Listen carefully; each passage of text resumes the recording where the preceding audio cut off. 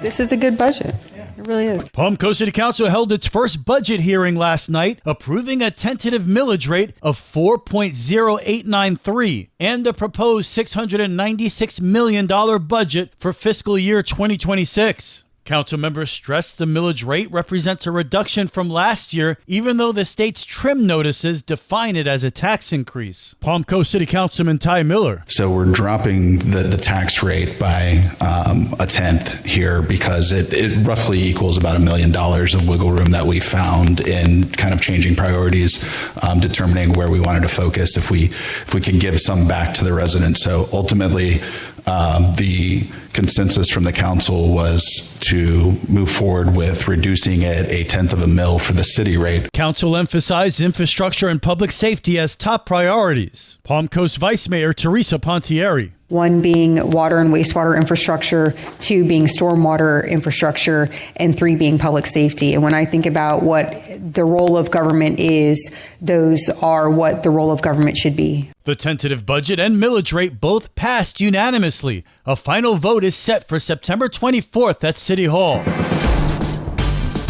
Good morning, Flagler County. I'm Rich Carroll. You're listening to Flagler's Morning News on Thursday, September 11th. I don't think you negotiate with terrorists. I think you kill them. Congressman Randy Fine pulls no punches as Liz Ryan gets his response to Israel's bombing of Qatar. Fine is easily one of the most outspoken supporters of Israel in the House of Representatives. I asked him if he feels Israel's attack on Doha Tuesday was justified. Israel has the right to take out the Muslim terrorists that killed 1,200 of their people. In the same way we went into Pakistan to get Osama bin Laden, who was responsible for the death of 3,000 Americans. I think Israel did much the same yesterday. Does this put Fine at odds with President Trump, who said he was very unhappy about the strikes? The president knows more than I do. I trust his judgment implicitly. He's not concerned that this will complicate hostage negotiations. It wasn't like they were going real well anyway. He won't speculate whether or not he thinks this will affect diplomatic relations with Qatar. I don't know. Look, I'm not a big fan of Qatar. I think they are responsible for much of the Muslim terror that we see in the United States. They fund it in our universities and the Muslim Brotherhood. They fund Al Jazeera. So I'm not a big fan of Qatar. I feel like with allies like Qatar,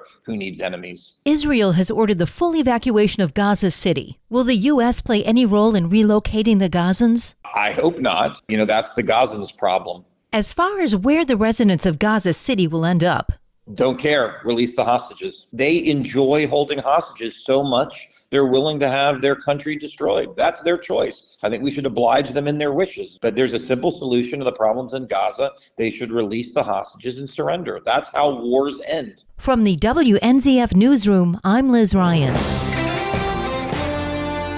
This local news is a service of Flagler County's Toyota dealer, Beaver Toyota in St. Augustine, conveniently located right off I-95 at exit 311. September is Preparedness Month in Flagler County following a proclamation by the County Commission to highlight the community's vulnerability to both natural disasters and man-made emergencies. Emergency Management Director Jonathan Lord says it's about more than just Flagler County. It's not just Flagler County's Emergency Preparedness Month. This is National Emergency Preparedness Month. It has been for a few decades now. I think this has been a great year for us in emergency management. As you all know, we have the shelter project. We're working with the engineering department and a vendor to have that come on board. Within the next few months, we're hoping that we actually start seeing work out of the site as early as October. So things are moving quite quickly with that project.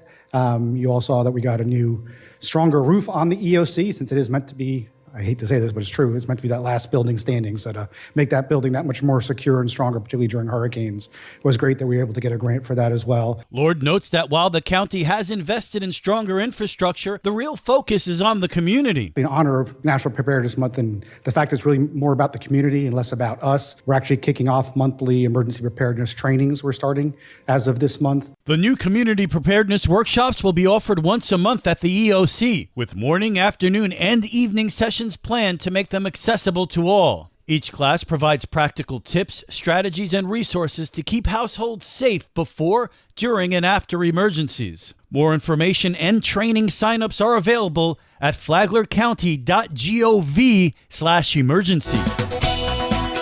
And now you're up to date on Flagler's Morning News. I'm Rich Carroll.